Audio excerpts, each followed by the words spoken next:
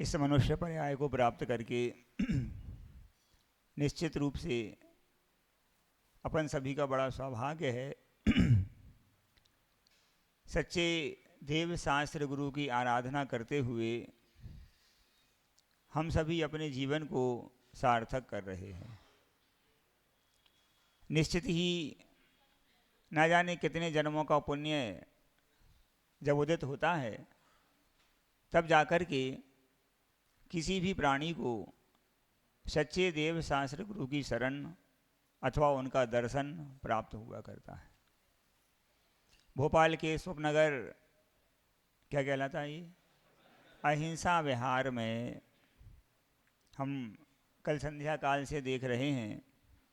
बहुत ही अच्छे तरीके से यहाँ पर जिनालय का निर्माण किया गया, संत भवन का निर्माण किया गया और सभी श्रावक श्राविकाएँ प्रभु की आराधना करके अपने परिणामों को प्रांजल करते हुए अपनी पर्याय को सार्थक कर रहे हैं।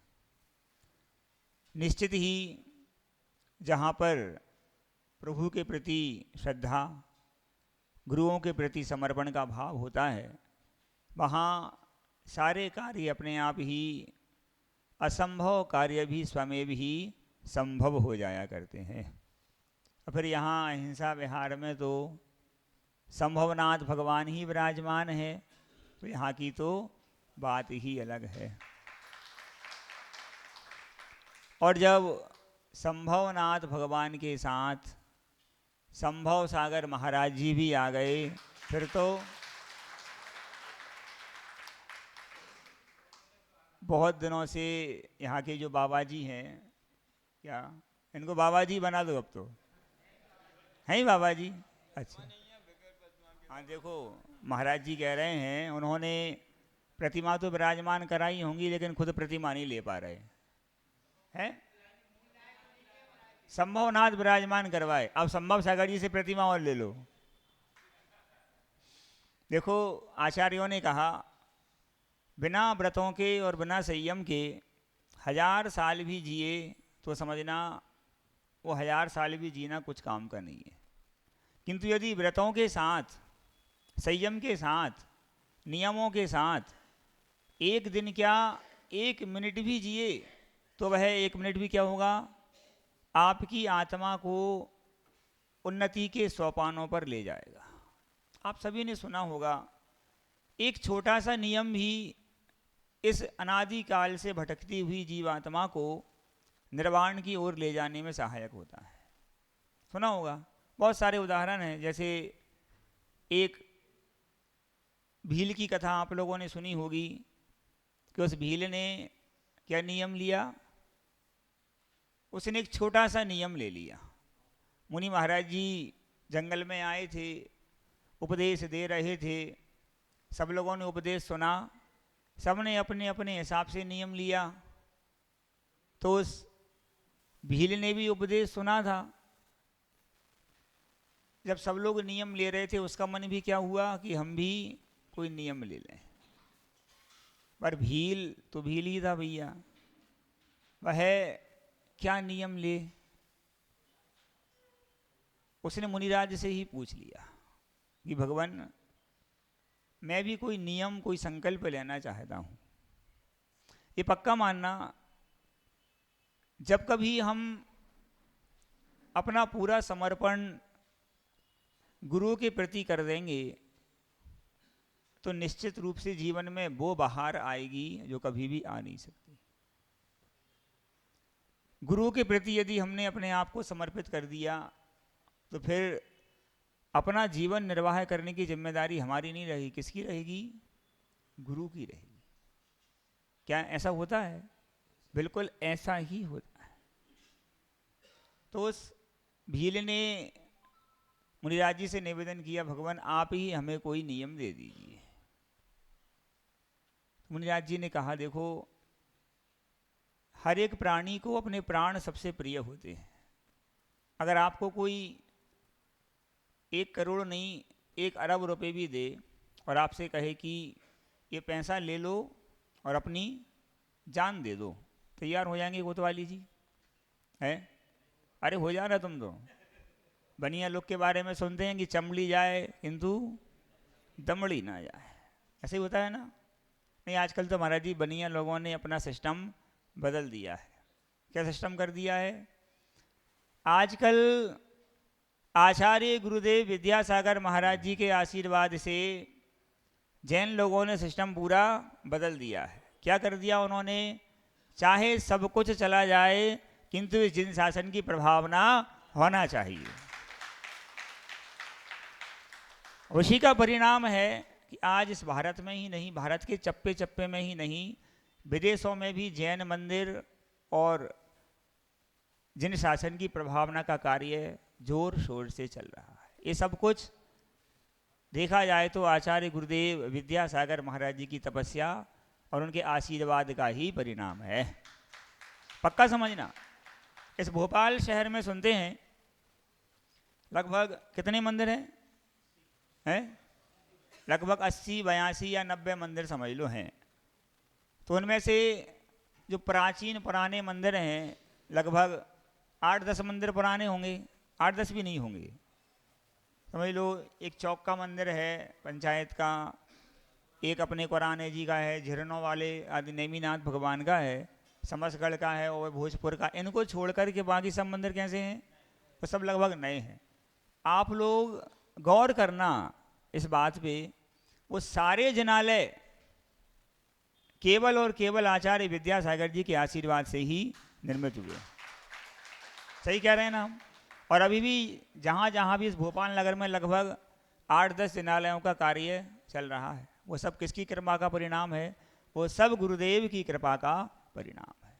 और जब जब जिसने अपने आप को गुरुदेव के चरणों में इस प्रकार से कह करके समर्पित किया कि भगवान आप जैसा कहेंगे वैसा हमको करना है, और गुरुदेव ने इस प्रकार से उनके बारे में चिंतन करके इस प्रकार का मार्गदर्शन दिया कि सारे काम अपने आप व्यवस्थित होते चले गए। तो मुनिराज ने भी उस भूल को समझाया कि भाई सबसे मुख्य तो अहिंसा धर्म होता है, सो आपको अहिंसा धर्म की उपासना करना चाहिए। अब सबको पता है कि भाई भील है तो उसका भोजन तो मांस ही है, उसके लिए तो कोई लड्डू पेड़ा पकवान वहाँ बनाने वाला नहीं है, वहाँ व्यवस्था भी नहीं है। तो मुनिराज कहते हैं तो मांस खाने का त्याग करो, और भील कहता है कि कैसे करें, हमारा तो भोजन ही वही हो, कोई वस्तु यहाँ हमको मिलती नहीं है, अब क्या किया जाए। भाव ताव चल रहा है। क्या भाव ताव चल रहा है? मुनि महाराज जी कह रहे हैं पूरा त्याग करो, वो कह रहा है आप कह रहे हैं हम त्याग तो कर देंगे लेकिन कैसे करें। वो भी हो सकता है किसी जैन साहब के संपर्क में रहा होगा, जैन साहब ने उसको सिखा दिया होगा तुम थोड़ा भाव ताव कर लेना तो क्या होगा, कम में निपट जाओगे, है ना। जैसे कई बार आप लोग जब कोई नियम संकल्प लेते तो क्या करते उसमें, महाराज जी नियम तो कर लेंगे लेकिन होली दिवाली बार त्योहार की छूट के साथ कर लेंगे, है ना, या फिर बाहर की छूट महाराज जी, है ना। ऐसे कुछ ना कुछ आप भावताव करते रहते। अरे एक बार उस स्थिति का आनंद लेके देखो। कौन सी का? पूज्य संभव सागर महाराज जी यहाँ बैठे हैं। एक समय था जब ये संभव सागर महाराज जी आचार्य विद्यासागर महाराज जी के सामने जब जाते थे तो उनके सामने पहुंच नहीं पाते थे। तब ये क्या थे? तब ये आप लोगों की तरह गृहस्थ थे, है ना। ये भी आगे पीछे दौड़ लगाते रहते थे कि हमको भी कहीं आचार्य जी के पास कमरे में जाने को मिल जाए, उनसे बात करने को मिल जाए, उनसे उनके चरण छूने को मिल जाए। ऐसा आप लोग भी करते होंगे ना? करते थे कि नहीं करते थे? बिल्कुल करते थे महाराज। आचार्य विद्यासागर महाराज जी गिर पड़े तो गिर पड़े, पर हमको तो उनके चरण छूना है ना। उनका आहार हो पाए चाहे नहीं हो पाए। क्यों डीएसपी साहब, तुमने तो बहुत लोगों को रोका होगा। उनका आहार हो पाए चाहे नहीं हो पाए, हमें क्या करना है? हमको तो घुस के आहार, है ना। आप सोचो क्या गुरुदेव का चमत्कार था, क्या दुनिया उनकी दीवानी थी, क्या उनकी तपस्या का प्रभाव था। जहाँ कहीं भी वो जाते थे जंगल में मंगल अपने आप हो जाया करता था। अरे अपन लोगों को बड़ा सौभाग्य है कि इस दुष्कर पंचम काल में जन्म लेने के बाद भी अपन ने चलते फिरते भगवान उन विद्यासागर महाराज जी को अपनी इन चर्म चक्षुओं से देख लिया। उनकी छवि को हमने अपने अंतरंग में स्थापित कर लिया। ये बहुत बड़ा सौभाग्य है कि नहीं है? अच्छा ईमानदारी से बताओ, यहाँ बैठे कितने लोगों ने गुरुदेव के दर्शन किए हैं? लगभग सब ने किए हैं। ठीक है, हाथ नीचे कर लो भैया। कुछ लोगों ने, सबने दर्शन किए हैं, कुछ लोगों ने आहार भी दिया होगा, कुछ लोगों ने उनके साथ समय निकाला होगा। वो सारा समय पक्का समझना, अनादि काल से संसार में भटकती हुई हमारी आत्मा के लिए वो सारा समय क्या हो गया है? हमारा उत्थान करने के लिए वह समय मील का पत्थर हो गया है। और पक्का समझना, आप यदि अब गुरुदेव के प्रति श्रद्धा रखते हैं, अभी भी आप उनके प्रति आस्था रखते हैं, तो पक्का मानना अब निर्वाण को प्राप्त करने से आपको कोई रोक नहीं सकता है। बस एक काम करना जो संभव सागर जी ने भी किया था। क्या? पहुंच नहीं पा रहे, कुछ भी नहीं हो पा रहा है, अंततो गत्वा उन्होंने मन में संकल्प किया, अब जो कुछ भी करना है इनकी आज्ञा से करना है। और एक दिन बातों बातों में कह भी दिया कि भगवान ये सारा जीवन आपके लिए समर्पित है, आप जैसा कहेंगे वैसा हमको करना है। और उस दिन के बाद से क्या हुआ? सारी परिस्थितियां अपने आप बदलने लगी। होते होते होते सब प्रकार की व्यवस्थाएं बदली। और एक दिन वो आया जब गुरुदेव ने उनको अपने जैसा बनाकर के अपने साथ में ही बैठा लिया। ये केवल और केवल किसका परिणाम है? ये समर्पण का परिणाम है। कृपा तभी प्राप्त होगी जब आप समर्पित हो जाएंगे। समर्पण नहीं है, देखो कई बार क्या होता है, महाराज जी हमारे यहाँ आएंगे तो हम आ रहे, नहीं आएंगे तो हम भी नहीं आ रहे, चातुर्मास करेंगे तो हम आ रहे, नहीं तो नहीं आ रहे। देखो समर्पण में कभी भी शर्त नहीं रखना। अगर आपने समर्पण में शर्त रख दी जैन साहब, तो बस समर्पण नहीं है, भक्ति नहीं है, वो तो क्या हो गया? फिर व्यापार हो गया, सौदा हो गया। कई बार ऐसा होता है, आप लोगों ने मुनिराज का पड़गान करने का भाव बनाया, सब कुछ किया, पड़गान करने के लिए आ गए। अब मान लो पहले दिन महाराज जी, अध्यक्ष जी तुम्हारे यहाँ ना आकर के मान लो पड़ोसी के यहाँ चले गए। अरे यही तो गड़बड़ है, देखो हमारे यहाँ नहीं आए, ये महाराज जी अच्छे नहीं है, और अध्यक्ष जी के यहाँ आ गए तो हाँ ये बिल्कुल अच्छे महाराज जी है ना। मान लो कभी कि अध्यक्ष जी का तो हमने नाम ले लिया, देखो बाबा जी लोग हमको बहुत अच्छे लगते हैं और हम चाहते हैं कि वो जल्दी से है ना इस पद का त्याग कर दें, घर का त्याग कर दें और सब कुछ त्याग करके वो कुर्सी पे ना बैठ के पाटे पे आके बैठने लगें। आप लोग भी चाहते हो ना? ताली बजाओ उसके लिए।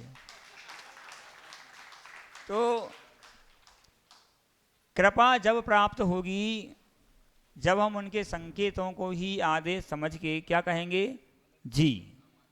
जब हम समर्पित हो जाएंगे तो देखना, हमने एक नहीं ना जाने कितने लोगों को देखा है, वो चाहे गृहस्थ हों चाहे साधु हों, ये देखा है कि कैसे उन्होंने जब गुरुदेव के प्रति समर्पित हुए तो जीवन में आमूल चूल परिवर्तन हुआ। आमूल चूल। जिनके घर में खाने के लिए नहीं था, आज वो करोड़ों रुपया दान कर रहे हैं। अब चूंकि समय नहीं है इसलिए हम बता नहीं सकते, किंतु इतना बस समझ लो जो कुछ कह रहे हैं बिल्कुल सत्य कह रहे हैं, सत्य के अलावा और कुछ नहीं कह रहे हैं। तो वह गुरुदेव की कृपा ऐसी थी, है और आगे भी रहेगी। बस आवश्यकता है हमारे समर्पित होने की। और उस भीले ने कह दिया महाराज अब नहीं मान रहे तो आप ही बता दो क्या करना है। तो मुनि महाराज जी ने कहा कि ऐसा कर सकते हैं, आप पूरा त्याग नहीं कर सकते तो आप ऐसा संकल्प कर लो कि एक प्राणी का मांस तुम ना खाओ। तो भील बहुत समझदार था, पूरा बनिया बुद्धि का था, उसने तुरंत दिमाग लगाया क्या करें महाराज तो पीछे ही पड़ेगा भैया, अब तो नियम लेना ही पड़ेगा, ले ही लेते हैं भैया, अपनी श्रद्धा भी है, अब क्या किया जाए। तो उसने कहा, मन में सोचा विचार किया, मन में तुरंत विचार आ गया क्या गया, अपन ने कभी कोई बात नहीं, जिसको जहाँ बैठना है बैठ जाने दो, बिल्कुल विकल्प नहीं करो, है ना। तो उसने विचार किया कि अपन ने कभी कौवे का मांस नहीं खाया और कभी खाने की संभावना भी नहीं है, क्या करें अपन, इसी का त्याग कर दें। ये बात यहाँ पर भले ही उसने थोड़ी चालाकी कर ली, लेकिन फिर भी था तो समर्पित। देखो महाराज जी ने कहा है कि त्याग करना है, मतलब हम करके जाएंगे, चाहे हम कुछ भी करें, बस त्याग तो करना है। अब कर लिया और धीरे से उसने कहा महाराज जी आप कह रहे हैं तो हम कौवे के मांस को खाने का त्याग कर देते हैं। आप विचार कीजिए, संकल्प हो गया, गुरुजी ने आशीर्वाद दे दिया, हाँ ठीक है हम तो यही चाह रहे, तुम कुछ तो करो, कुछ तो नियम ले लो, कुछ तो संकल्प कर लो, कुछ तो बुराई छोड़ दो, कुछ अच्छाई ग्रहण कर लो। और हो गया, कमिटमेंट पक्का हो गया, चाहे जो भी हो जाए, लेकिन कौवे के मांस को हम अब कभी भी नहीं खाएंगे। और आगे की सब स्थितियाँ, चूँकि समय हो रहा है, विस्तार बहुत ज़्यादा है, इंटरेस्ट भी है, लेकिन चूँकि समय आपके पास भी कम है और हमारे पास भी कम है। हाँ ये अलग बात है कि अपने पास तो समय सागर जी ही हैं, वो अलग वस्तु है, किंतु मर्यादाएं तो होती हैं। तो उस एक संकल्प के कारण सुनते वह पुरवा भील का जीव आगे चल कर के भगवान महावीर स्वामी के रूप में आज दुनिया से पूजा जा रहा है। तो हम सब भी अपने परिणामों को प्रांजल करें। हमने कल संध्या काल में भी कहा था, जिंदगी निकली जा रही है, कोई किसी के लिए रुकता नहीं है। कल कोई गया, आज कोई जा रहा है, कल किसी और को जाना है। सबसे बड़ी बात यह है, हम सभी क्या, आप लोग से लगता है हम लोगों से ज़्यादा वैरागी हो। आप लोग अखबार में पढ़ते होंगे, टीवी में सुनते होंगे, न्यूज़ वगैरह, और देखते भी होंगे फलाना गया, इतने गए, उतने गए, ऊपर नीचे गए ना, ये गया वो गया। हो सकता है 2-4-8 दिन में आपको वहाँ जाने का अवसर मिलता होगा, पर आप लोग कितने वैरागी हैं सोचो। पहुँचा करके आ जाते हो, वहाँ सोचते हो देखो कितने अच्छे थे, ये हो गया, और फिर उसके बाद सब मामला ख़त्म, नहाया धोया, फिर वही उसी गोरख धंधे में लग गए, है ना। कितना बड़ा वैराग है ना। पर सोचो देखो, ये पक्का मान लेना, व्यक्ति सोचता है कि सबको जाना है, किसको जाना है, मुझे छोड़ के इनको जाना है, इनको जाना है, उनको जाना, मुझे नहीं जाना, है ना। और यही सोच के क्या करता रहता वो। आज एक मकान है तो क्या होना चाहिए, महाराज जी एक मकान का आशीर्वाद और दे दो बस। मान लो एक प्लाट है तो महाराज जी एक प्लाट का आशीर्वाद और दे दो, ठीक है भाई 2 हो गए, अब महाराज जी बस 1 का और दे दो, 3 हो गए। या मान लो कोई किसी के पास गाड़ी है, कुछ भी XYZ कुछ भी चीज़ें हैं, उसकी लालसा क्या रहती है, थोड़ा और थोड़ा और थोड़ा और ये थोड़ा थोड़ा थोड़ा करते करते ये जीवन रूपी घोड़ा ही निकल जाता है। इसलिए बंधुओं, अपने इस मनुष्य पर्याय को प्राप्त करके, इस दुर्लभ जैन कुल को प्राप्त करके हम प्रयास ऐसा करें, आगामी जो भव मिलना है उस भव की तैयारी हमको यहीं पे करना है। आपको कहाँ जाना है ये किसके हाथ में है, भगवान के हाथ में नहीं, आपके ही हाथ में है कि आपको कहाँ जाना है। बस थोड़ा विचार करें, अपने परिणामों को संभालते हुए, धर्म ध्यान करते हुए, परोपकार करते हुए, इस महान जिन शासन की प्रभावना में सहयोगी बनते हुए आप सभी अपने जीवन को नियम और संकल्पों की डोर से बांधें। क्योंकि पक्का मानना, यदि जीवन में संकल्प रूपी ब्रेक नहीं है तो आपकी गाड़ी निश्चित रूप से दुर्घटना का शिकार होगी, पक्का है।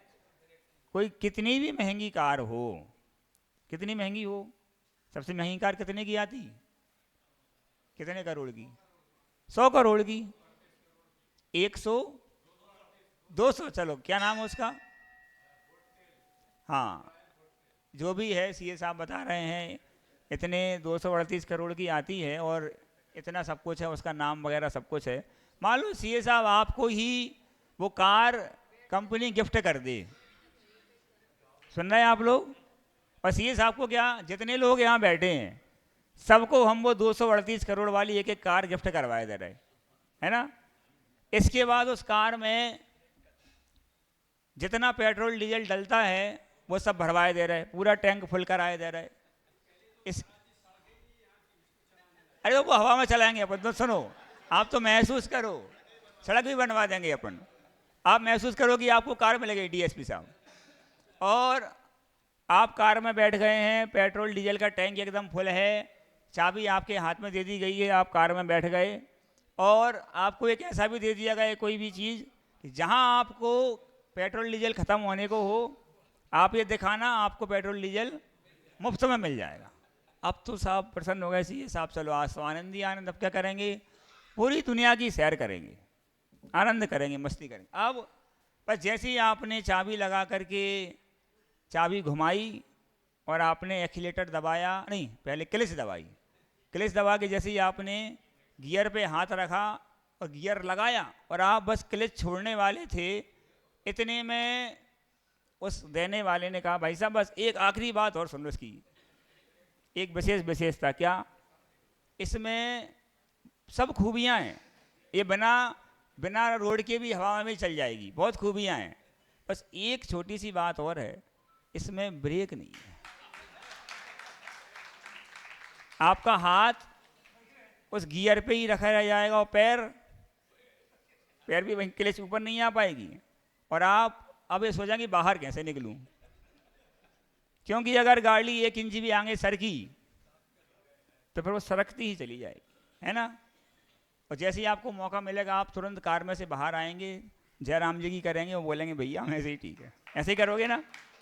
बोलो किसी को कार नहीं चाहिए, अब नहीं चाहिए महाराज, कार वो बेकार है, पक्का मानना। जैसे बिना ब्रेक के वो 238 करोड़ की कौन सी है, जो भी होए, हाँ जो भी है, वो 238 करोड़ की भी कार कैसी है, बेकार है। वैसे ही बिना संयम, बिना नियम, बिना परोपकार और बिना जन शासन की प्रभावना में सहयोगी बने बिना आपका जीवन भी कैसा है, बेकार। जिस दिन ये जीवन रूपी आयु रूपी पक्षी इस शरीर को छोड़ के उड़ गया, उस दिन ये शरीर रूपी पिंजड़ा कुछ काम का नहीं है। 2-4 घंटे में घर वाले क्या करेंगे, मामला बराबर करके नहा धो के और अपना कार्यक्रम करने लगेंगे। अपने परिणामों को प्रांजल करें और इस पर्याय को सार्थक करते हुए आपके सम्मुख एक अपूर्व अवसर आने वाला है। कुराना और समसगढ़ के उन प्राचीन अतिशयकारी जिन बिंबों के पुनः जीर्णोद्धार के बाद उनको पुनः जगत पूज्य बनाने का जो अवसर आने वाला है, हम सभी उस कार्यक्रम में सम्मिलित होकर के अपनी पर्याय को सफल करें। और ये पक्का मानना, नए जिनालय तो 80 हैं और भी बन रहे हैं और बनते रहेंगे, किंतु वो जो अतिशय क्षेत्र हैं वो बार बार नहीं बनते, वो हज़ारों साल से हैं और हज़ारों साल तक रहने वाले हैं। उनसे यदि हम जुड़ गए तो समझना अपने आप में आप लोग भी एक ऐतिहासिक महापुरुष बन जाएंगे। आप सभी जनशासन की प्रभावना में सम्मिलित होकर के अपने पुण्य को बढ़ाएं, और इतना पुण्य बढ़ाएं आप सभी हमसे भी पहले भगवान बने। इसी मंगल भावना के साथ बोलिए गुरुदेव श्री विद्यासागर जी महाराज की, परम पूज्य आचार्य श्री